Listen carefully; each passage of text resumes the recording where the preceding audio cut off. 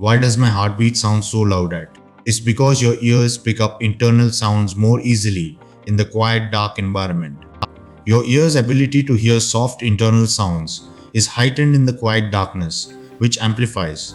Your heartbeat is usually masked by background noise during the day, but at night it becomes.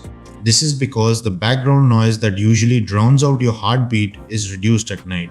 This is a normal, natural response to the quiet environment, not a cause for concern. So it's just your body's natural response to the quiet environment, and it's not a sign. And it's not a sign of any underlying issue, just your body's response to the quiet. Subscribe for more science explanations.